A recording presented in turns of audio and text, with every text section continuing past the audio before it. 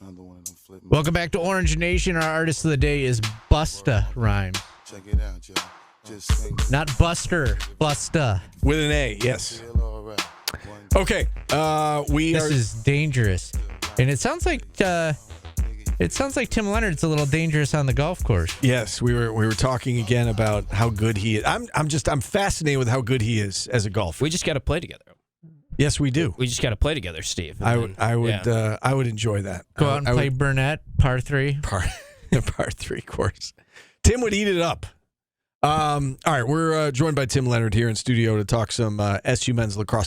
Not the way anybody wanted to see the season end yesterday, Tim, but it was a close game. It was a good game. It could have gone either way. I guess let's start with the two goals that had to be reviewed. Do you think that ultimately the officials made the right call on both those goals? So I'll say this. I was up high above and didn't get a great look because I was just like looking at the Jumbotron from a distance. It seemed like, watching back the clips on Twitter and stuff, that if they had called it the other way, then they would have stuck. It was just indisputable evidence. Sure. Another point that Kyle made during the broadcast, and I think even watching the Virginia Hopkins game, it came up when we were watching that on the car ride back on the ESPN telecast. Why are the lines blue? Because then it just makes it even hard. Like on the specific one where did Will Mark stop it before it rolled or trickled over into the lower right side of the cage? It was a little tough to see with a blue line on a green grass field. Maybe they could have made them like yellow or a better color for contrast. I don't mean to interrupt, but you guys were probably on the road. Did you see the Virginia Hopkins game? Did you see that controversial goal? Because exactly. It was the same thing. They ruled it a goal. Virginia tied it. If you didn't see it, Paulie, Virginia tied it late on a goal that it looked like was he in the crease? Was he not in the crease? Same thing. It was ruled a goal on the field. I think the other way. If it had been ruled no goal, I think it probably stands either way because you couldn't really tell. Yeah, I mean, this conversation is the same conversation we have about review in all sports now. Yeah. Is it better that we have it? Yes, but there's still going to be scenarios like this where you fall back on, it's not indisputable evidence, and it just comes down to what was the call on the field. So, I think, I don't want to get on here and sound like I'm just making excuses about why Syracuse lost the game, but it was just an unlucky game yesterday for them. I mean, they hit pipes at tough times. Did they have chances that they normally make, and that's on them for having some bad shots and some big spots? Yes. But it was a collection of when they had chances that they normally convert, they didn't make them. And then also they had some unlucky things that just didn't go their way, that you kind of need some luck on your side if you're going to make it to the Final Four. Held to a season low in goals. Their previous season low was 10, and that was in a win, right, against Duke.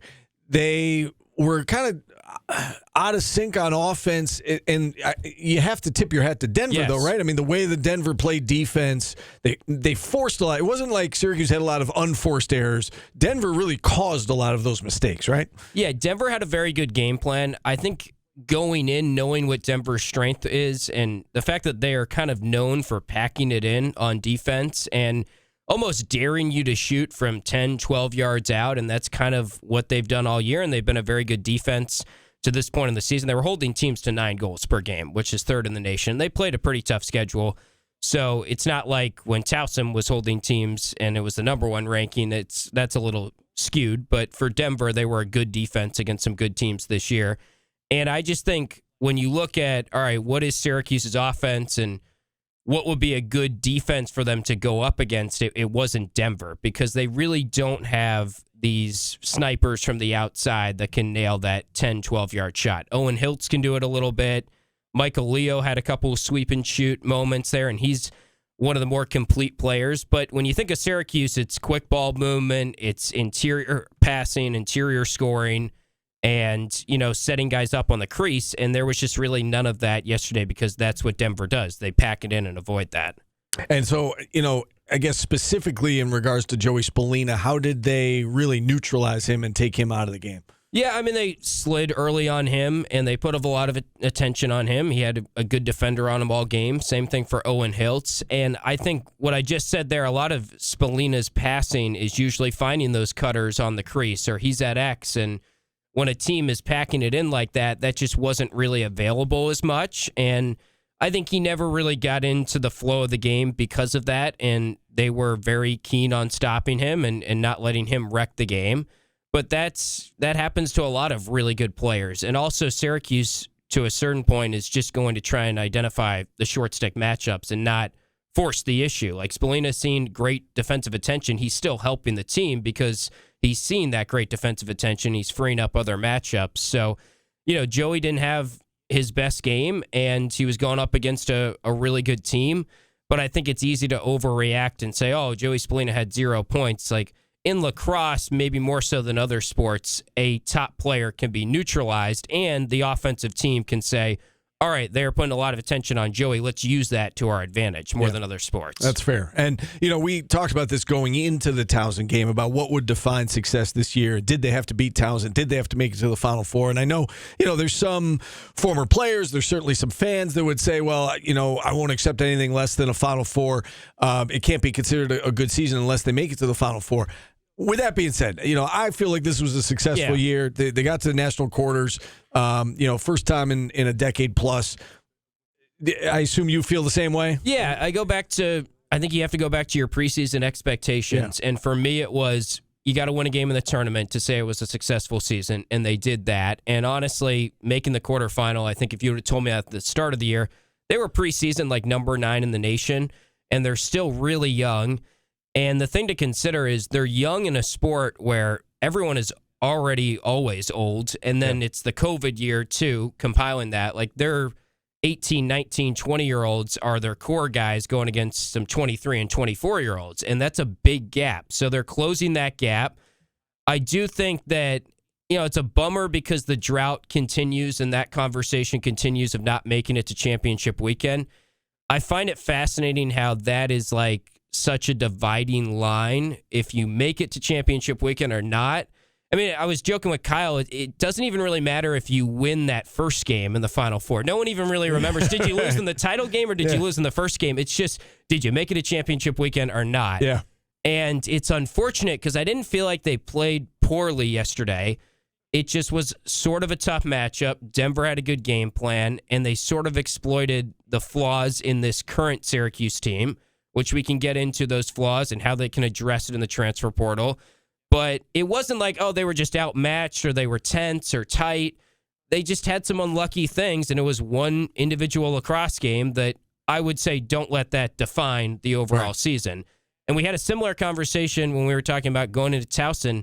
It would not have been a successful season if they lost to Towson. But because they won that game, the progression and the ascension is still going up. And I would also say that next year, I think the expectation should be make the Final Four. And if you don't make the Final Four, people can hold me to this. I'll come on here and say, it was a little disappointing at that point to not have snapped the drought. Yeah, and you mentioned a couple of unlucky things happened yesterday. The SU-Denver game was very similar to Hopkins-Virginia.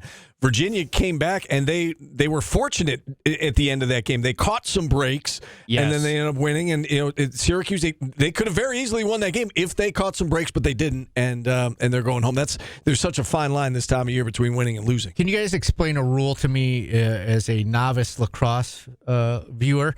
On the other reviewed play on the shot clock, do you have to be just in the act of shooting, or does the ball have to be out? Ball has to be out. All right. Yeah. That was kind of weird, too. Same thing, though. I think that it seemed like it was out, but I think if it had been ruled no goal, I would assume they would have upheld that, but it was ruled a goal, and they upheld it, right? And obviously, I actually had a good view of that because the shot clock was right in line. The shot clock was on the far right side, and it was like a shot from the left goal line extended. So it was kind of in line. And I didn't think when he shot it that he got it off in time, or I'm just kind of looking and thinking, oh, did he get it off? And it was very close, but that was one where on the field I felt like they were going to call it. He did not get it off in time, but it is what it is. Yeah, one of those bad breaks. All right, you mentioned a moment ago that we'll discuss what they need out of the portal to kind of shore up those weaknesses. So what do they need out of the transfer portal this offseason? So I think first things first, they need to get better at the short stick defensive midfield position. That was a weakness 2 years ago now. I guess it's weird to say that. And then it was a weakness this year as well. And I will say that they had 2 injuries at the start of the year. Max Rosa and Landon Clary were guys that they were counting on to start there, and that threw things off a little bit. But then later in the season, that became such a weakness that Jake Stevens and Sam English, who are great two-way players, were getting a lot of run on defense. And you combine that with the fact that Christian Boulay didn't play at all in the second half, and guys like Finn Thompson, I think he was out there for every single midfield line in the second half. So I felt like they were a little bit winded because they were throwing a lot of offensive bodies onto the short stick defensive midfield position. So that's still a weakness, and I think needs to be addressed in the portal. And then I think when you talk about their offense is great, they have a lot of great core pieces coming back, but it would be nice to get another outside shooter or just a dynamic dodger on the offense. And I think they will have options in the transfer portal to do that. It just felt like at times when it was late shot clock situations or late in games when they're trying to kill some clock, it was not a great offense at sort of breaking down individual matchups. And you could say they lack a little bit of athleticism just dodging. So I would say those two things on offense. What about at the faceoff X? Do you think they need to add one? Yeah, I would say a solid backup. I think John Mullen's ready to take that. And I should note, Mason Cohn does have an extra year. I don't really expect him to take it. He's got a UCLA law degree lined up, and that's, I think, his plans. But we'll see. He does have an extra year, but I think definitely you feel good about John Mullen going into next year. Paulie, any other enlightening questions that No, I was just curious about that. Yeah. I'm a novice, Steve. No, I wasn't taking a shot at you. I just was asking if you had anything else that you wanted to touch on. He's with so Tim. happy you asked one question. He's like, can I get two out of it You this didn't segment? say enlightening. Do you have any more questions, Paulie? No, you could have asked. It's enlightening, but I'm the jerk.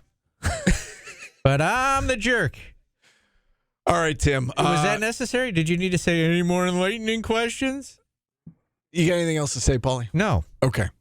You want him to say any more dumb questions? Yeah. I mean, I'm confused. No, just say, hey, do you have any more questions? You didn't need to. Okay. Well, I'm sorry I asked a stupid question. It wasn't a stupid question. I just was wondering if you had anything else to add to this conversation. You apparently don't.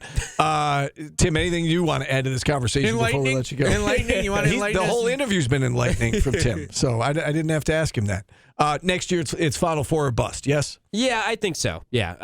Next year, it's tough to say, oh, they're still young if they don't get to the Final Four. And look, for all the fans that are saying right now it's not a successful year, I hear that too. I would just also say that, again, these guys, like Joey Spallina is going to be a junior next year. They're just getting into their upperclassmen years. So we're looking at probably a preseason top 3 team in the nation. And depending on what they do in the transfer portal, maybe even better. And yeah, I think get to Final Four next year, and it's a successful year. All right. Tim, great job. Thanks for coming on. We will take a timeout. We'll open it up to the phone lines if you want to check in. 315-437-7644. Mike McAllister coming up at 1 o'clock. We're back after this.